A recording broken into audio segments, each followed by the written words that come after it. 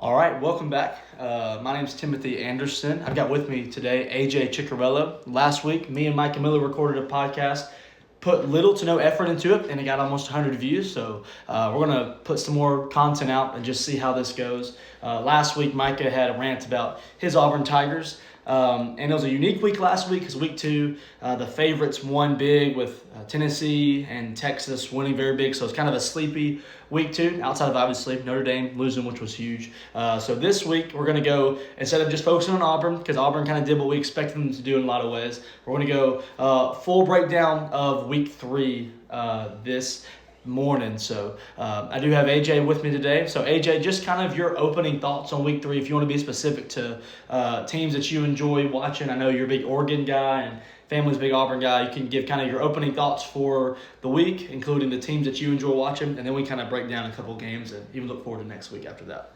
All right, so to start off with, I just want to say the statement, nobody is safe this year in college football. Yeah. I found that this is kind of one of those years that a MAC school can go down to Starkville, Mississippi, and show them how football is played. Yeah.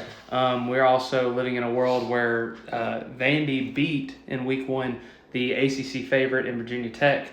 But I would say ACC dark horse favorite. I think Clemson was in Florida State. Yeah, dark horse favorite. Yeah. But beat them and then come back and lose to Georgia State. So it's just really interesting right now in college football in this year and everything. And just a shout out, we are Hank Brown fans officially. Yes, we are. We are on that ship. We're excited to see where that goes for the Auburn Tigers. And then for me, Oregon looked like a football team this weekend. Yep. So that is my personal team. So if anyone's wondering about that. But just to kind of hop into some stuff that I noticed this weekend, one game that I watched and I was like, how did the team win that won, which is the LSU South Carolina game? I feel like the refs just kind of got South Carolina there, but also just South Carolina looked like the team. Then they have a quarterback go down. And I don't know, man. I don't know. What were your thoughts kind of from that game? So my Saturday experience was different. I was at the Auburn game in person, so I was not able to be fully tuned into a lot of these games. Of course, I was keeping up with scores and I watched some highlights. My thought was I did see South Carolina go up 17-0, and I was like, hey, let's go. Like, I'm a big South Carolina supporter. They were my SEC East team before the SEC East disintegrated. So I was excited as just a fan of the sport, kind of upset for just Brian Kelly and LSU, though. A hard way to start the year. But I saw them go up 17-0. LSU was very resilient in the way that they came back. But you were more watching the game. When did Robbie Ashford come in when their starter went down? So it was at the very end of I think they were literally on the last drive of the end of the half. Wow. And Lenore Sellers literally went back to make a throw, and he got kind of rolled up on, and his ankle got caught underneath. Coming off the heels of him having one of the best touchdown runs I've watched a quarterback have in a game. So it was kind of sad to see, really South Carolina found their run game. They obviously are a great defensive team. They have some things on them that you're like, man, this team could make some noise. They could hurt some people, and they're young too. Mm-hmm. So ahead of them, I really liked that. And yes, LSU was resilient, but I also think in a lot of ways it was a wake-up call, because I think the only way they're going to win games this year is like these close matches, but at the same time, when you live and kind of die by the sword in those type of games. Next game I kind of wanted to look at, which I think is a really cool because of the score of it, but also when you look at the game, was the Georgia-Kentucky game. I mean, quite literally, with the new clock rules and everything, with the game kind of going on more and more, you kind of see where there's a lot of movement in the game where there's ball control is a big thing. Kentucky held the ball a lot. They were making it a point to continue to keep the ball when they had the ball. They were running the ball. They weren't doing anything really fancy with it, and they made it a really ugly game. And Georgia found a way to win, obviously, but it was one of those games where it's like, man, you kind of want Mark to go for it there at the end. You know, you kind of on fourth down. That was kind of probably the hard part of it, where you're like, man, could have made the move at the end, but didn't. So. Yeah, I could definitely see both sides of that. Again, I was at the Auburn game. Now, by this point, the game on the field in Jordan-Hare was pretty much decided, so I had my phone watching the last 5 or 6 minutes of the Georgia game. And I had a buddy text me. He's like, hey, would you have went for it there? And I was like, man, I could see both sides of it, because my coaching in college football knowledge ends at college football 25 and NCAA 14. And I'm a big punt guy. I love being able to put the field and put the other team in bad field position in that way. So I can see both sides of it. But again, I mean, you got the ball at the 50-yard line with one play to keep your drive alive to beat the number one team in the country. I definitely could see both sides of it. And obviously, hindsight, you should have went for it. I think that's one of the hardest ways to lose a game is to have 2 or 3 plays at the end. Now they could have gotten in field goal range, but I think that was a frustrating way to lose a game for Kentucky, especially with how they got beat last week. That was so shocking to me with how great South Carolina looked last week and how poorly Kentucky looked last week. And I know it's there's different snapshots of the same team. It's not a continuation in a lot of ways. So I do wonder, how good is South Carolina if they beat Kentucky that bad and then Kentucky played Georgia close?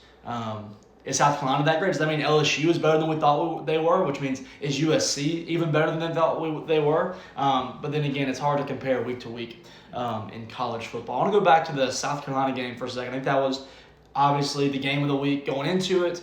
It was my favorite game to watch. I think the Georgia-Kentucky game was closer on the scoreboard, but I feel like it was kind of a little bit more boring game to watch. What was the score? Do you remember the score at halftime when Lenore Sellers went down by chance? If I'm not wrong, I think it was like 24-10.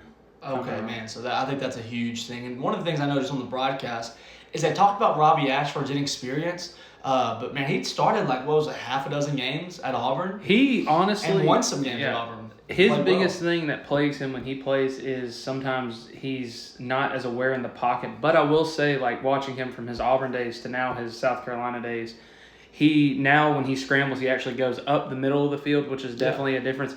He made I'm telling you, one of the best throws I've seen a guy make on the run when it comes to he ran up the pocket, guy came to him, opened a window up, hit a receiver on the arms, and it was a 31-yard gain. And that's what put South Carolina even in the place to where they could have a field goal chance just to tie the game up. So I thought he did a really great job. Rocket Sanders looked like Arkansas Rocket Sanders again.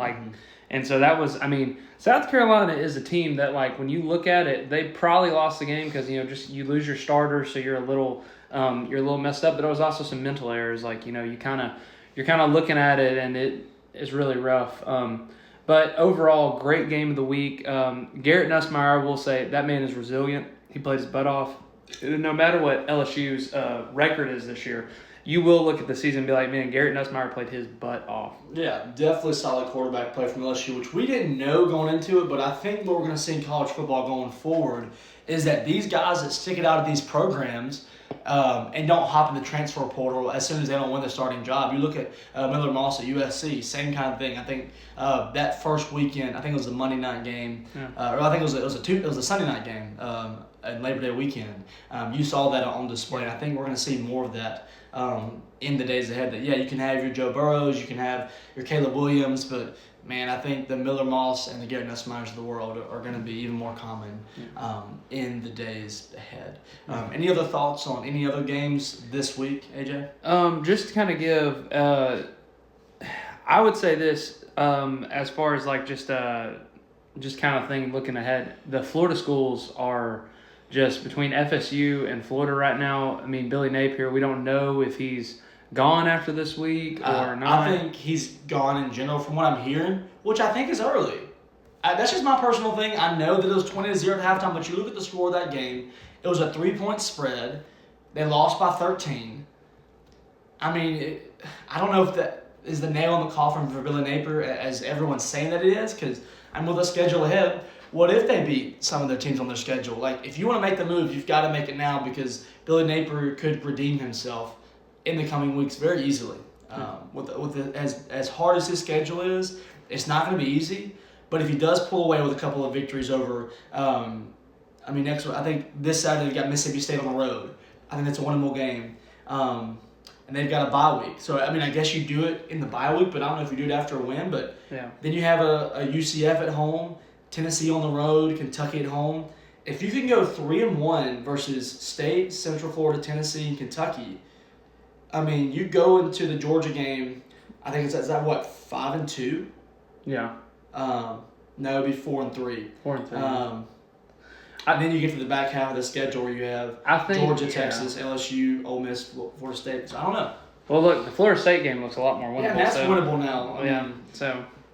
I don't know what the realistic expectation for Florida was this year. Was it over-under? I think it was at 5.5. And right now I'm looking at it, and I think that hitting the over is winnable. 6 wins is winnable. Yeah. I think LSU at home could get you to 7. So I don't know. I don't think it's the nail in the coffin for Billy Napier right now, as a lot of people say that it is. Yeah. If they're going to fire him, you need to fire him now because he's got a chance to turn it around. I really believe that. Which I think in general, I don't think it's really as much of a him thing as it is just I think they have a great organization in the sense of like what they have is the extra stuff at Florida, but like when it comes to top bottom, does he need to do something different? Is there still a lacking of? I know last year the big thing was they had no special teams coordinator and their special teams were awful, so it just kind of rolls into one of those things. Where does he need to get better at, or is there anything he can get better at? And then at that point, you got to make a call. Maybe he is what he is. Did you listen to Josh Pate last night by chance or no? I have not. No. Okay, he was speaking on the fact, kind of that you just mentioned, that organizationally Florida is going the right direction. Just everything from coordinators to nutrition, all these things. So I don't know how much clearing house would do, but I think a change at the top could certainly help. I mean, I looked at their recruiting rankings last night. They're like out of the top 10, I think maybe even out of the top 20 for this year, which should never be the case at Florida, especially if you're trying to compete with the Alabamas, the Georgias of the world. I mean, obviously Florida State has been on the rise the last couple of years. No, it's not the case this year, but I mean, you've got to be recruiting top 10 at Florida, and maybe that's what it'll do it in for him as well. That's what it was for Brian Harsin at Auburn, and maybe that is what it is for Billy Napier at Florida. Yeah, I definitely agree. Kind of to move along, I mean, obviously FSU is 0-3, which was not on the bingo card for this year, but it does kind of go to show you that it matters to have. If you are going to be a team that dips into the portal, you need to make sure you're getting your guys or people who make sense in your system. DJ was a quarterback in the portal, but it's obvious that he and Mike that's not their vibe. They're not going together. And just there's a lot of just not continuity.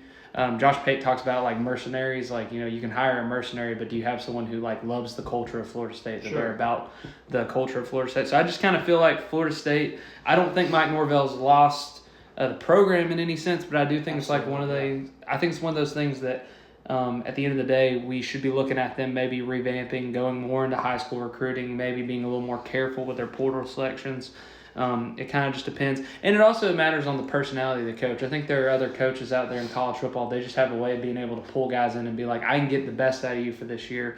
Kind of to switch gears, that would kind of lead us into the idea of like who have been some of the most dominant teams you've been watching so far these first 3 weeks.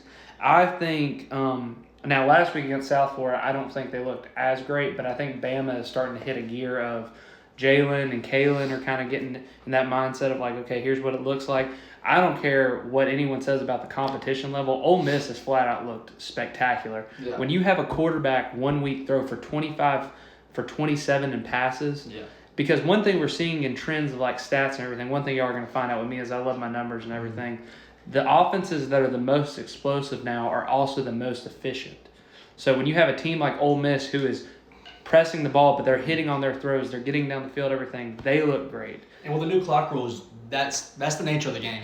Explosive equals efficient and vice versa for sure. Yeah. And then another one obviously is Texas. Everyone got to see their Arch Manning dreams come alive, and he can run. The other Mannings don't do that. Yeah. And then Tennessee, man, they are not looking ahead to that first SEC game this week. They are 71-0 on Kent State, man. That feels improbable in some ways, but I would say that. But as a look-ahead game, obviously Josh Pate talked about how he is going to the Oklahoma-Tennessee game. Mm-hmm. I do want to kind of nail down on Oklahoma a little bit. They have won all 3 of their first games, but they looked good their first game against Temple, but against Houston last week and then even Tulane this week, they look – I don't know. You were expecting more, especially because you're losing a starter like Dylan Gabriel, but they love Jackson Arnold, so they were like, hey, this guy should be the next thing for us. And he's not been bad, but they also have some receiver injuries that's kind of making me wonder, like, okay, can they even hang with Tennessee? Absolutely. Now, I will say Oklahoma's defense, on the other hand, Venables is coaching that up really well, so it's kind of like one of those things you won't really know until you get to the game what shows up. Is Oklahoma going to muddy the game up to where Tennessee can't run their offense, or is Tennessee going to be able to do whatever they want against Oklahoma? Yeah, I think Tennessee is one of the most underrated teams when it comes to just versatility. I know we talk about Tennessee, everyone's talking about their passing attack, and we've probably heard people say this before, but their running attack is just as good, if not a little bit better, just numbers-wise, than their passing game. And I think that this week will be a test to that. I want to see if Oklahoma will be able to stop both of those things. I think if Tennessee can get in the 30s, especially the 40s, I think it's over. I don't know if Oklahoma will be able to score with Tennessee like that, in my opinion. I agree. Now, if Oklahoma has a receiver come back and maybe they can do some things to make the offense run a little smoother, that's one thing. I will say one thing I'm keeping an eye on with a game like this is also the fact that Tennessee in itself has had really great defensive play. So I'm wondering if that holds up against a team like maybe Oklahoma sees something in film. They're like, hey, man, if we just exploit this, we can get to this a lot. And one thing, too, to keep in mind, leading up to this, Oklahoma has had 3 teams that they could kind of be very not a showing with. So I'm intrigued to see, do they open it up more against SEC play, or is it one of those things like what they've been is what they are? So it you just kind of live with that a little bit. Another big takeaway is Notre Dame had a bounce back. They absolutely destroyed Purdue. Riley Leonard looked like every bit of the quarterback he had been. But I will say one thing that's concerning about them. They ran the ball really, really, really well. Riley Leonard, though, his longest pass completed this year is only 23 yards, though. So, their offense is still one of those things where if they can run the ball, it's great. They look amazing, and obviously if they're playing inferior competition like a Purdue, that they're going to take it. But the problem I'm having watching them is okay, when do you kind of start having that offense where you can throw the ball down the field or at least have the threat of it? Now, again, they got to run the ball, and they looked great doing that, but I'm a little as a could be in the 10 to 12 range. If we're talking about playoffs right now, that's a team that a lot of people think could be good, but at the same time, I'm a little more concerned with the idea of okay, can they actually test people? Yeah. And then probably the most fun conference in college football this year. I mean, SEC and Big Ten are always going to be fun and everything, but man, I'll tell you what, the Big 12, man, Colorado getting the win with Shador's antics as usual, man, it's perfect, love it. But Oklahoma State, man, looking like a vintage Mike Gundy team that is kind of coming out of the road. They got the crazy win against Arkansas. Now they're moving along. And then UCF pulling out a great one against TCU. That conference is just filled with teams that you're just like, man, any one of these teams could win. Kansas State taking it to Arizona, their first game of the year in the Big 12. There's a lot of just good teams. And ACC's kind of feeling that way, too, because you kind of could look at Georgia Tech, Syracuse, Louisville. Especially with the humility of Florida State coming back to the earth. Now, I think Miami is still the runaway favorite in that conference, me personally. Also, remember, Kansas State, Arizona, both in the Big 12, but not a conference game. Yes, that's because they had that schedule before, which is fascinating. I think that could have been a Big 12 championship preview. And then I saw how it played out, and I was like, well, maybe Arizona's not on the level of Kansas State. But a big game, probably the game of the year so far in the Big 12 this Saturday. We've got Utah and Oklahoma State. You don't have to give a score prediction, but I'd love to hear your thoughts, speaking of the Big 12, just on that game. So I'm in a hard spot with this game because I love Mike Gundy, and I think Mike Gundy is a great coach. Biggest thing I'm looking forward in this game is this. I also love Kyle Whittington. I've watched him coach many games. I'm an Oregon fan. I've been beaten by Utah a few times, so I know what it feels like. My biggest thing that I'm looking at right now, though, is Cam Rising healthy yet? Or are we still relying on the true freshman Isaac Wilson, brother of Zach Wilson in the NFL? I think Utah could still have a chance even with Isaac, but you would like to have the veteran in there. But personally, I think this is the game that Ollie Gordon gets going a little bit. I think this is the game that Oklahoma State kind of is able to mold in the new passing attack they kind of have this year, where it's feeling a little more like the old school, and they're able to actually bring that power run game a little more with Ollie. So I think Oklahoma State, I would say, what's the spread on that looking right now? The spread is 1.5 for Oklahoma State. 1.5 for, okay. So pretty much a pick 'em. They've got probably Utah favored by about 2 on neutral field. I think. What's total on it? The total is 51.5. See, I'm not saying it will be like an old school Big 12 game, but I feel like the winner will score 30 in this game. That's what I'm feeling. Definitely a first to 40 feel if a team gets to 40. I think that if Cam Rising plays, I think this is a ball game. I think it's a dogfight. But I think that if it's the freshman going into Oklahoma State, one of the most underrated venues in college football, I think Oklahoma State's home venue is what South Carolina's is in the SEC.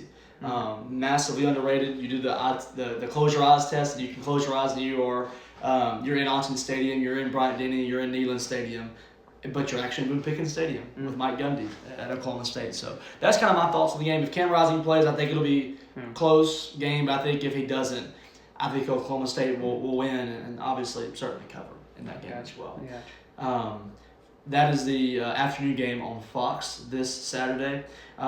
We've got the Friday night Fox game. Did you get to watch the Friday night Fox game this last week? I did not, but I didn't miss much. It was not great. But this week it's a ranked matchup again. I think it's Illinois at Nebraska, both undefeated at this time of the year. I think that's one of the last marquee games this week. So, any thoughts on either of those two teams? I'm definitely feeling Nebraska right now. Okay. I'm a fan of them. And then is Michigan USC this week as well? Michigan USC, that's the last big. Yeah, that's three really big games. The Big 12, Big 10, and SEC. So big change in that game is Alex Orji for Michigan is going to start. They have announced it this week that he will start. So I'm excited to see that. If this unlocks the offense a little more, because obviously he is predominantly known as a runner, but I'm excited to see, does this help college football video game cover Donovan Edwards actually know how to run the football again a little bit? Not trying to have a hard call out on him, but it does feel like if you're going to be on the cover of a video game, you got to perform a little bit. But I do think that that's a big one where it's like, I would like to see, is Michigan the physical team? Is this climb defensively of USC still going on? Yep. Because again, like you said earlier in the pod, Miller Moss is a guy who waited his turn and now he's playing. And that's one of those things, is this going to pay off again where it's like, man, this guy knows what he's doing out there. And so I'm excited to see it, because if this is legitly a game where USC dominates in some way or wins in some way, you're kind of thinking to yourself, okay, what is my metric of how the Big Ten shakes up now? So I think this is the biggest what are you made of game of the year so far, because you look at Michigan, they had a tough loss to Texas, which Texas is the best or one of the best teams in college football. That's fine. But you're going to get a USC team coming to town into your house, in your conference that you've been in for years and years, and just see what you're made of in that game. But I think the same goes for USC. They've had some big wins. Even playing that neutral site game against LSU was huge. But to go on the road in a big conference game, I think this will be a what are you made of game. And if they do go in and do what you said and they lock Michigan up on defense, and it is a 35-14 game, then you're talking about not just USC in the top 15, top 25. You're talking about them obviously in the playoff, but you're comparing them to the Texases of the world at that point, if you want to look at how Texas handled Michigan, because it was a very similar game.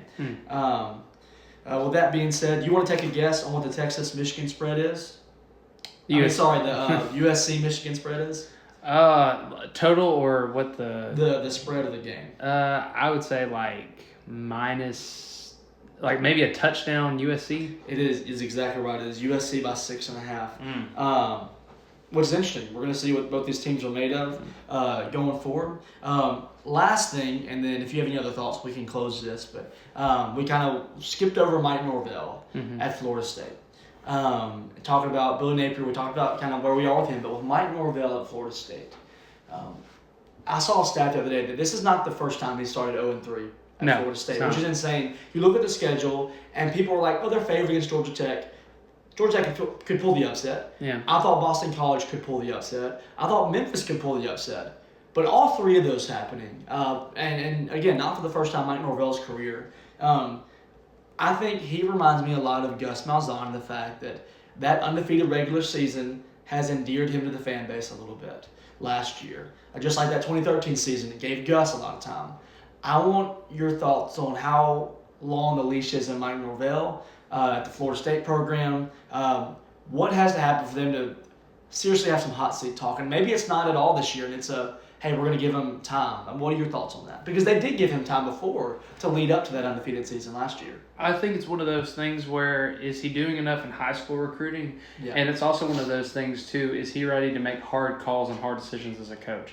Is he willing to bench guys that, hey, we paid a lot of money to bring them here? But I'm not just even talking about DJ, but I'm talking about, like, other transfers from other schools that you got in. Like, you are supposed to be recruiting, and these guys are not supposed to be always starters, but they're going to be backfillers, or they're going to be guys that help fully pull the team together. Yeah.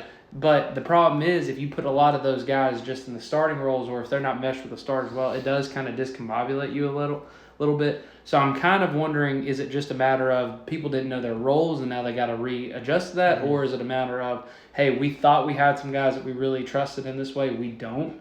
That's our bad, and we're going to come back next year with a better team, a better product. Because my biggest thing right now is this: people are winning games against as good or better competition with less talent than him right now. Yes. That's something that you're seeing, because I'll even give a crazy example of this.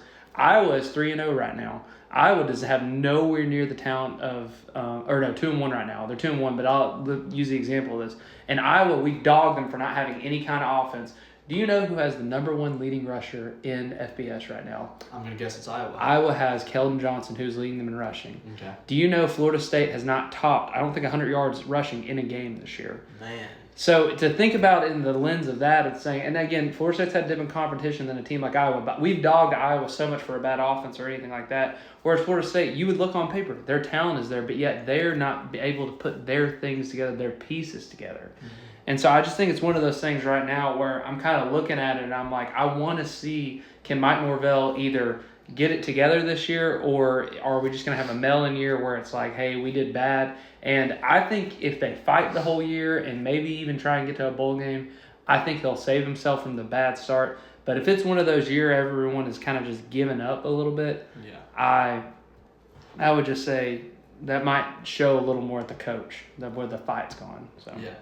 Either way, I do not think they're going to fire Mike Norvell this year. I was just curious. We're holding Billy Napier to this standard, and I know that Mike Norvell had that great year last year. But other than that, it's been very average to below average at Florida State for his tenure there. So coaching in Florida is not easy. Well, Gus Malzahn's making it look easy right now. Yeah. So Mario's doing pretty good at Miami as well. This is true. We're team Auburn should not have fired Gus Malzahn on this podcast. 100%. So hey, we're team Hank Brown. We're team Auburn shouldn't have fired Gus. Hey, thank y'all so much for listening. AJ, any last thoughts for us today? I just want to put this out here.